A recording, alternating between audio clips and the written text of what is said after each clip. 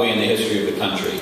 Because we are at a very unique time now where average middle-class people are waking up and realizing, whether it's through Medicare and Social Security or SB 5, that when we stick together, the middle class accomplishes all the things that Sherrod Brown just talked about. But what they have tried to do to the middle class is try to separate us, try to scare us, and try to make us selfish.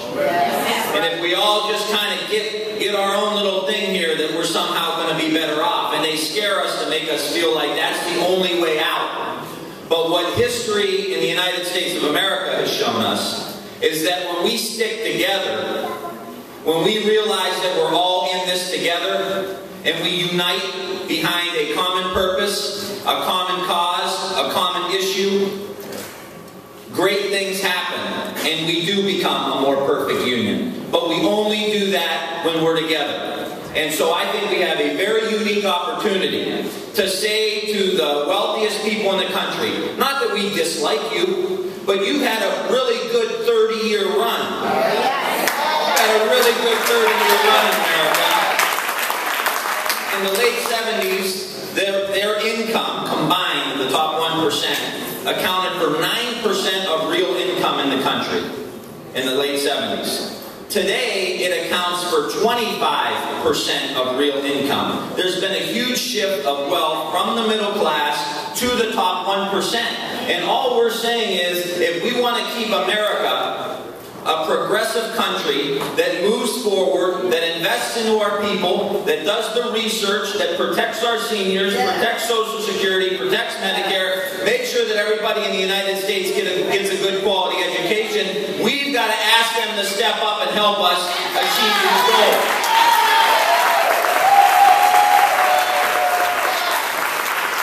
And so let us continue to recognize that hanging together, sticking together, organizing together, campaigning together, we will be able to do these things. And to ask, in 2011, to ask an average middle-class family in Ohio, after all that's happened, the collapse of the financial markets, people walking away with golden parachutes, to somehow ask a middle-class woman who's on Social Security, maybe gets a widow's pension for a couple $100 a year from one of the local steel mills, that you now, in order to save Medicare, you've got to come out of your pocket for an additional $6,000 a year.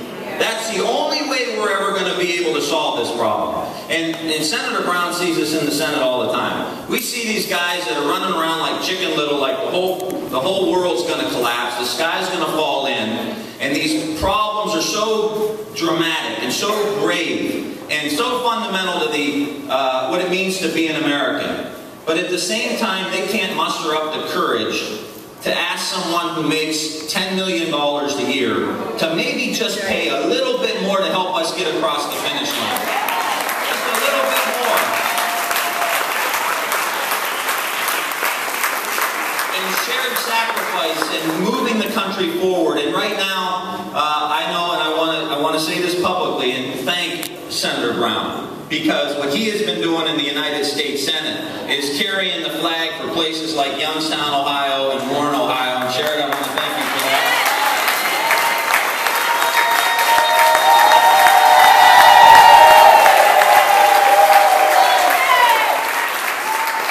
You know, when there was a filibuster on the Senate floor a few months ago, it was Sherrod Brown who was on that Senate floor making sure that our voice was heard. And I think that's essential. And I'm going to end with this, because I want all of us to recognize this. And when you leave here, talk to people that are also interested in this, but maybe not be as involved as you are.